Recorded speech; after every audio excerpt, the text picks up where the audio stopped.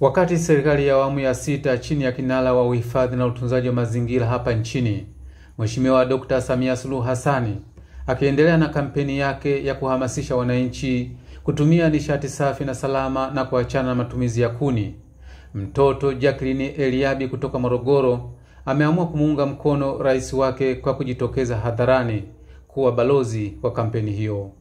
Mtoto Jacqueline wa darasa la 5 kutoka shule ya msingi ya Manyinga iliyopo Tuliani wilayani Mvomero mkoani Morogoro amechukua hatua hiyo ili kuwakumbusha Watanzania wenzake faida za nishati safi na salama na hasara za matumizi ya kuni.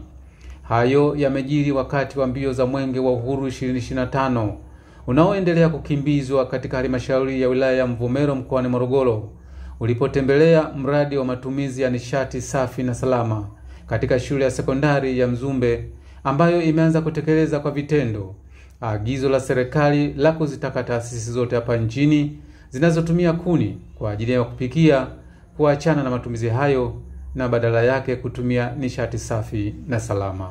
Kwa jina naitwa Jacqueline Eliabi, nasoma darasa la 5 katika shule ya msingi Manyinga. Nipo mbele yenu kwa ajili ya kutoa elimu ya nishati safi ya kupikia katika swala zima la utunzaji wa mazingira.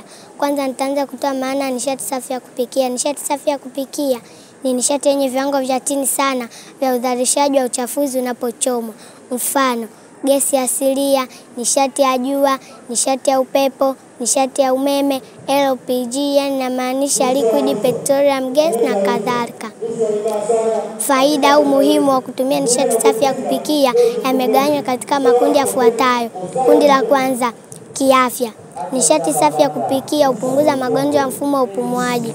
Matumizi ya kuni na mkaa huathiri mfumo wa upumuaji, hivyo huzalisha hewa ya kaboni ambayo hewa ya kaboni si rafiki wa binadamu. Kundi la pili, kimazingira. Kwanza, nishati safi ni rafiki wa mazingira kwa sababu haizalishi hewa chafu, pia hupunguza kasi kubwa ya ukataji wa miti kwa ajili ya kupata kuni na mkaa. Kundi la tatu, kiuchumi. Ingawaje gharama za awali si rafiki, lakini matumizi yake ni ya muda mrefu. Kwa maana hiyo, huokoa pesa na muda. Pia nishati safi huzalisha ajira. Kundi la 4, kijamii. Kuboresha maisha ya kila siku, yani jamii badala ya kwenda polini kubeba mizigo ya kuni na mkaa, wanaachana na kadhia hiyo na afya zao zinaboreshwa kwa kutumia nishati safi ya kupikia ambayo ni rafiki kwa mazingira.